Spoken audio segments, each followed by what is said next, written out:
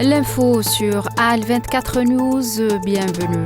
Le Bureau de la coordination des affaires humanitaires des Nations Unies a déclaré vendredi que 63 000 tonnes de produits alimentaires attendaient la fin du blocus de l'aide à Gaza, soit suffisamment pour nourrir 1,1 million de personnes pendant 2 à 3 mois.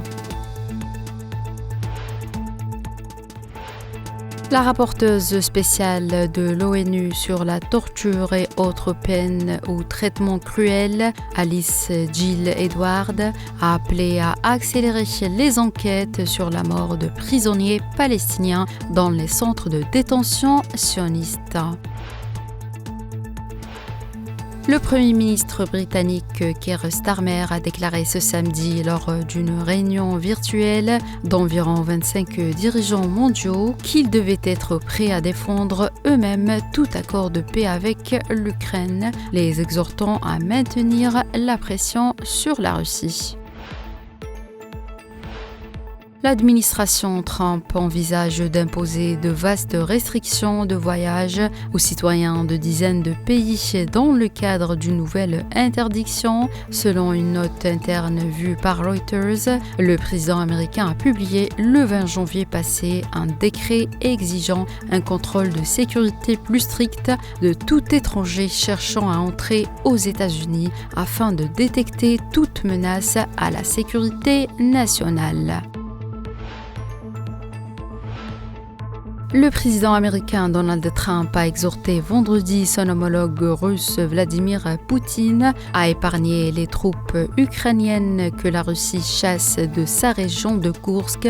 Un appel de Poutine a déclaré qu'il honorait si elles se rendaient. Ebrahim Rasool, l'ambassadeur d'Afrique du Sud à Washington, a été déclaré expulsé, a annoncé vendredi soir le secrétaire d'État américain Marco Rubio, qu'il a qualifié de politicien raciste qui déteste l'Amérique et le président Donald Trump.